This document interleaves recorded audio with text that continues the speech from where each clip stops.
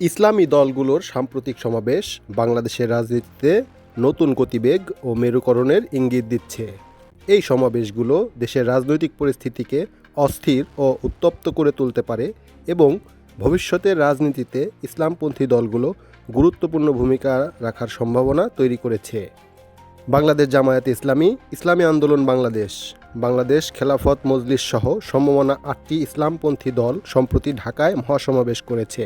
তাদের মূল দাবিগুলো হলো জুলাই জাতীয় সনদ বাস্তবায়নে সাংবিধানিক আদেশ জারি করা, জাতীয় সংসদ নির্বাচনের আগেই নভেম্বরের মধ্যে এই আদেশের ওপর গণভোট আয়োজন করা, তত্ত্বাবধায়ক সরকারের অধীনে নির্বাচন অনুষ্ঠান। এই দাবিগুলো না মানলে কঠোর কর্মসূচির হুঁশিয়ারিও দিয়েছে দলগুলো।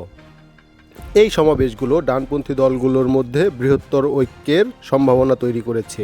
যদিও মতাদর্শগত কিছু ভিন্নতা রয়েছে, বর্তমান রাজনৈতিক পরিস্থিতিতে তারা আওয়ামী লীগ সরকারের বিরুদ্ধে একজোট হওয়ার চেষ্টা করছে।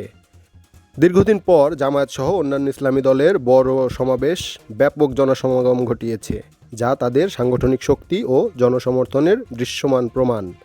এটি তাদের রাজনৈতিক গুরুত্ব বাড়িয়ে দিয়েছে এবং প্রমাণ করেছে যে তারা এখনও রাজপথে শক্তি প্রদর্শনের ক্ষমতা রাখে।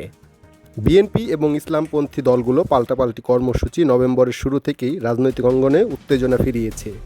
রাজনৈতিক বিশ্লেষকরা আশঙ্কা করছেন, এই ধরনের কর্মসূচিগুলো চলমান রাজনৈতিক পরিস্থিতিকে আরও ঘোলাটে বা অস্থিতিশীল করে তুলতে পারে। ইসলামী দলগুলো ঢাকা বিশ্ববিদ্যালয় সহ বিভিন্ন শিক্ষা প্রতিষ্ঠানের ছাত্র সংসদ নির্বাচনে ভালো ফলাফল দেখিয়েছে, যা তরুণ প্রজন্মের মধ্যে তাদের ক্রমবর্ধমান জনপ্রিয়তার ইঙ্গিত দেয়। আসন্ন জাতীয় সংসদ নির্বাচনে তারা এককভাবে বা জোটগতভাবে অংশ নেওয়ার বিষয়ে আলোচনা করছে এবং যা নির্বাচনের ফলাফলে গুরুত্বপূর্ণ প্রভাব ফেলতে পারে বলে ধারণা করা হচ্ছে।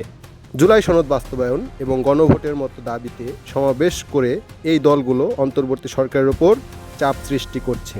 তারা বোঝাতে চাইছে যে আলোচনা নয়, রাজপথেই আন্দোলনই এখন সমাধানের পথ। সামগ্রিকভাবে ইসলামী দলগুলোর এই সমাবেশ এবং তৎপরতা বাংলাদেশের রাজনীতিতে তাদের অবস্থানকে সুসংহত করছে এবং ভবিষ্যৎ রাজনৈতিক গতিপথ নির্ধারণে একটি উল্লেখযোগ্য শক্তি হিসেবে আবির্ভূত হওয়ার ইঙ্গিত দিচ্ছে।